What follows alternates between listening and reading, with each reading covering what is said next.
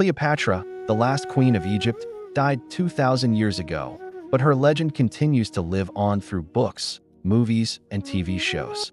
We think she was really smart and brave, and we're going to tell you all about her. Part 1. A Queen is Born. Cleopatra was born in 69 BC in the city of Alexandria. Her father was King Ptolemy XII, and her mother was Cleopatra VII, Tryphena. She was the fifth child and oldest daughter, but from a young age, she was different from her siblings. Unlike many of her ancestors, Cleopatra learned the Egyptian language and customs. She also studied hard, learning about math, science, medicine, and philosophy. When she was just 14 years old, she was considered an adult in the eyes of the law and became engaged to her father. Everyone thought she would make a great queen one day, but no one could have predicted how her story would unfold. Part 2. Struggle for the throne. When Cleopatra's father died, she became the ruler of Egypt alongside her younger brother, Ptolemy XIII. But their relationship quickly turned sour, and they began fighting over who had the right to rule. Eventually, Ptolemy decided that he wanted Cleopatra out of the picture and ordered that she be put to death. Luckily, Cleopatra was able to escape and flee to the city of Rome. There she met Roman general Julius Caesar, and the two quickly became lovers. With Caesar's help, Cleopatra was able to return to Egypt and take back what was rightfully hers. Part 3. Cleopatra and Caesar. When Cleopatra first met Caesar, she arrived in Rome in disguise and snuck into his palace by hiding in a carpet. This was not the only time that Cleopatra would use her intelligence and quick thinking to get what she wanted. She was known for being a master of disguise and once even dressed as a man to escape assassins.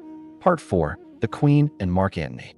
After Caesar was assassinated, Cleopatra met Mark Antony, who was now one of the most powerful men in Rome.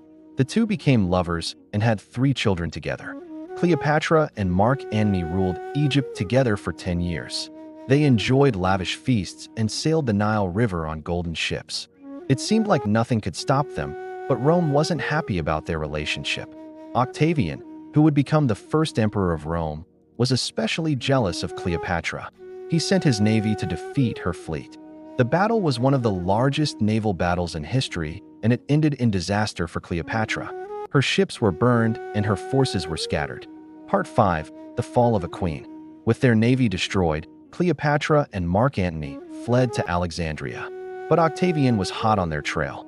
He laid siege to the city and cut off its food supply. Cleopatra and Mark Antony tried to escape, but it was too late. They had lost everything. In the end, Mark Antony took his own life and Cleopatra allowed an Egyptian snake to bite her, so she wouldn't have to be taken prisoner by Octavian. Part 6. The Eternal Queen. Cleopatra may have died, but her legend lives on. There are statues of her all over the world, and she has been portrayed by some of the biggest stars in Hollywood, including Elizabeth Taylor and Gal Gadot. So what do you think? Was Cleopatra a cunning seductress, a brilliant strategist, or both? Let us know in the comments below. And don't forget to like this video, subscribe to our channel, and tell us which ancient ruler we should explore next. Thanks for watching. See you next time.